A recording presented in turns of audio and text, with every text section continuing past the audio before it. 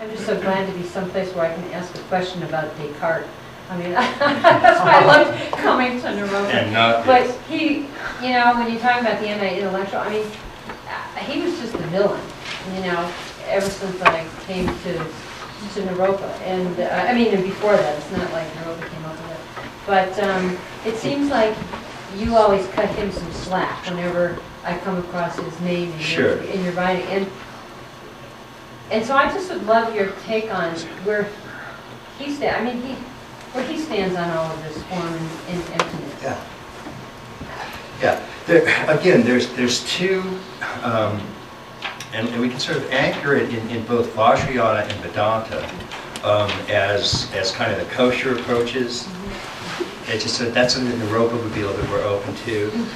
And we just went through that version, which is the world is illusory.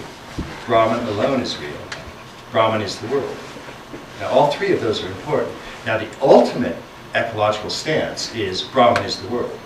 Now, that's ultimately what deep ecology is about. That's ultimately what a profound environmental orientation is. But you have to go through the other steps to get there. Because if you just start out aware only of the world, and you claim that that's Brahman, you've missed the first part. The world is illusory. Everything that's arising moment to moment is the world of form. It's transitory. It stays a bit, tortures you, and leaves. Where, if you identify Gaia, or if you identify spirit with Gaia, then where was spirit prior to the Big Bang? When there was no Gaia, when there was no manifestation, was there just no spirit? It doesn't quite make sense that spirit had to come into existence after the Big Bang. That's not an eternal or timeless spirit.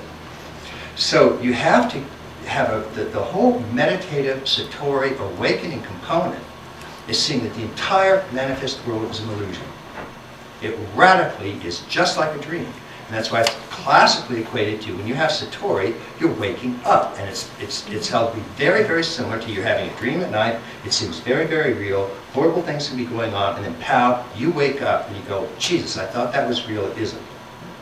Now the same thing happens with satori in the waking state. It appears real, you're really plugged into it, and then all of a sudden you have one of these experiences that shows you that there's a deeper, profounder reality. And that is an orientation, call it satori or whatever you want, that's absolutely necessary in order to get over the shadows in the cave, or the addiction to the fact that finite, temporary, passing phenomena are somehow equated with spirit. So once you go through the first phase, the first of these sort of three steps, and they're not linear steps, they're just kind of different realizations. The first is the world is illusory.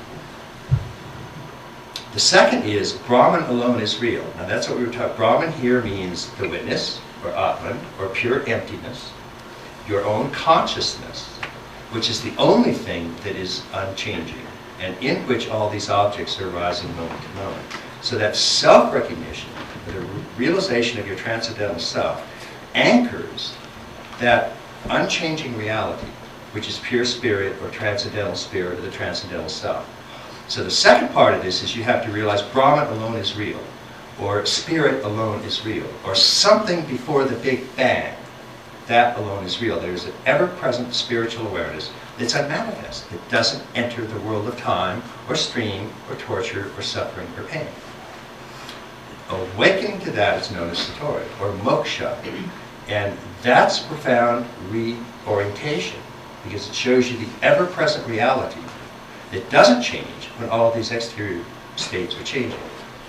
Then there's the third step, which is, even if you're resting as the witness, and all of these things are arising, rising, falling, arising, falling, you have equanimity in the face of all of this, and you are detached from all of this, and there's a sort of a clear, light, radiant emptiness that is your fundamental and ever-present condition.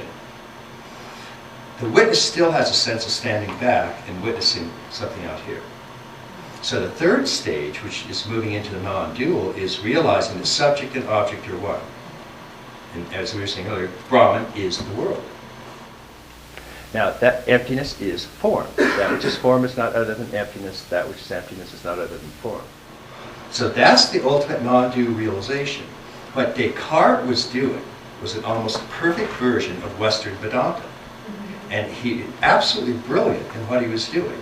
And what he wanted to do is to get people out of the realm of mere manifestation or mere samsara.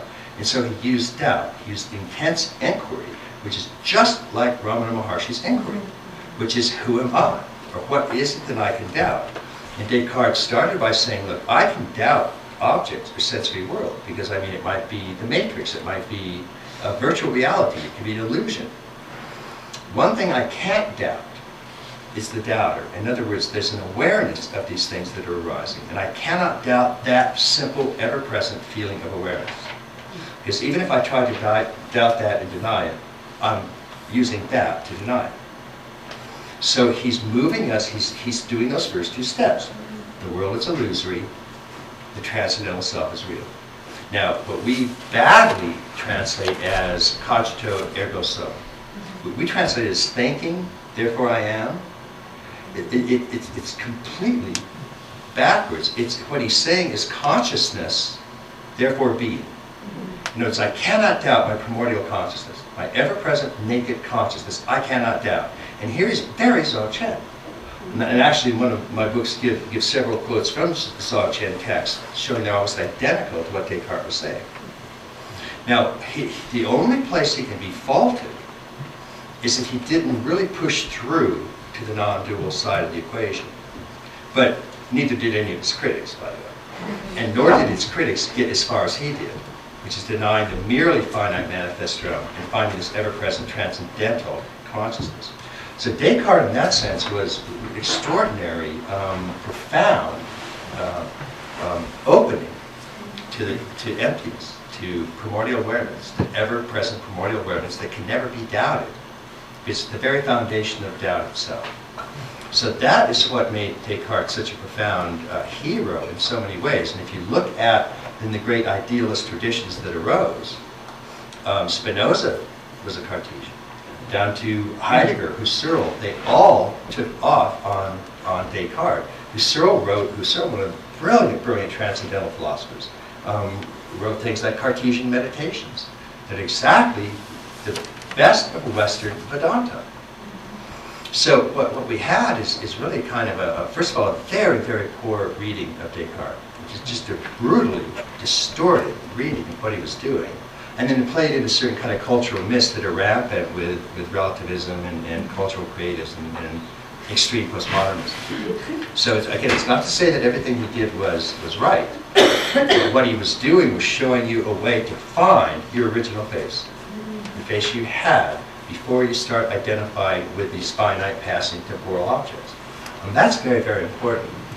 You have to push through that witness to find the non-dual realization, and then you can rehabilitate a kind of deep ecology. But the really fundamental thing that all of these people agree on, please come in, that is sort of that three-step process. The world is illusory, Brahman alone is real, Brahman is the world. And you can say the same thing. Form is illusory, emptiness alone is real. Emptiness is form. You say the same thing again. Samsara is illusory. Nirvana alone is real. Nirvana is samsara. If you leave out any one of those three steps, big trouble. And most of the things that we get taught in alternative institutions leave out one of those. They err to one side or the other. And that tends to be a real problem. So Descartes was really quite extraordinary. That's it.